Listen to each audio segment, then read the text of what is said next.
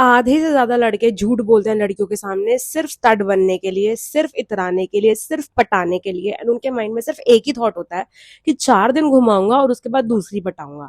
भाई बेवकूफ बनना बंद कर। मैं ये स्टोरी इसलिए शेयर कर रही हूँ कि ये कहीं किसी लड़की को हेल्प कर दे। भाई अंधा विश्वास मत करो किसी लड़के पे। दुनिया बहुत खराब है, तुम्हें नहीं पता अगले बंदे की क्या इंटेंशन है। मेरी एक दोस्त थी बिहार की और वो बहुत ज्यादा सीधी, बहुत इनोसेंट लड़की थी। वो आ गई सीधा बिहार से दिल्ली जॉब करने। एक ऐसी लड़की जो कभी घर से बाहर भी नहीं निकली थी और जिसे दुनियादारी का ए भी नहीं पता था।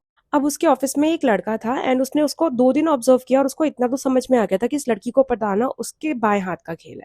सच बताऊं, लोगों को ब्रेड पे मक्खन लगाने में टाइम ज्यादा लगता होगा, लेकिन इस लड़की को पटाने में उस भाई साहब को इतना टाइम ही नहीं लगा। अब ये लड़की थी वो टाइप की, डेट करेगी तो सीधे शादी करेगी उससे, मतलब मेरा पति मेरा देवता है टाइप। 4-5 साल तक इनका भयंकर चक्कर चला। शादी से पहले ही सुहागरात वाइब्स चल रही थी दोनों। डेट करने के 5 साल बाद मैडम को पता चलता है कि इसके दो दो बच्चे हैं भयंकर। उसकी कहानी सुन के मेरी तो ऐसी बत्ती जली। क्या किस तरीके के लोग हैं भाई। अब लोग कहेंगे कि आज के जमाने में ऐसी सीधी लड़कियां मिलती कहाँ है, होती कहाँ है। तो भाई हर कोई तुम्हारी तरह हरामी पैदा नहीं होता, सीधे लोग भी होते हैं इस दुनिया में।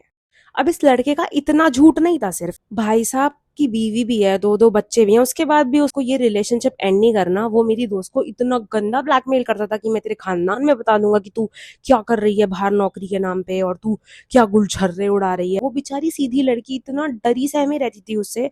और सुनो, इस लड़के ने अपनी इमेज मेरी दोस्त के सामने कुछ ऐसी बना रखी थी कि अंबानी की नाजायज औलाद यही हो। मेरा तो बिजनेस इतना बड़ा है, मेरे बाप के पास प्रॉपर्टी इतनी। ऐसे जाल में फंसाया हुआ था ना मेरी दोस्त को, वो बेचारी चाह के भी बाहर नहीं निकल पा रही थी। Icing on the cake is ये लड़की के फादर जो थे वो डॉक्टर थे। She came from a well settled family और उसके बाद भी वो ऐसे बेवकूफ लड़के के चक्कर में इतना गंदा फंस चुकी थी कि वो इस रिलेशनशिप से बाहर आना तो दूर की बात है, वो उस टॉक्सिसिटी से ही बाहर नहीं आ पा रही थी। और वो बंदा सिर्फ इतना नहीं था कि वो इतना गलत करा था उसके साथ, वो उसको मारता पीटता भी था। मतलब इमोशनल, फिजिकल, मेंटल, हर लेवल पे उसने टॉर्चर किया मेरी दोस्त को। हालत ये थी कि इस लड़की के फादर जो कि डॉक्टर थे, वो इसको हर महीने 50-60 हजार रुपए खर्चे के भेजते। वो सारा पैसा उसका छीन लेता था और खुद खर्चता था। कहते हैं ना गोल्ड डिगर लड़की है। या मेरी दोस्त जैसी बेवकूफ लड़कियां भी होती हैं जो खुद का पैसा ऐसे गधे अनामी लड़कियों पे खर्च दें, ये सोच के कि ये मेरा लॉयल पार्टनर है, और बाद में उनका ऐसा काटते हैं वो लड़के कि वो जिंदगी भर का लेसन लेके जाती हैं। जरूरी नहीं है कि तुम्हारे ऑफिस में कोई लड़का मर्सिडीज बेंज से आ रहा है तो वो गाड़ी उसकी है। हो सकता है कि उसने रेंट पे ली हो सकता है वो उसके दोस्त की हो।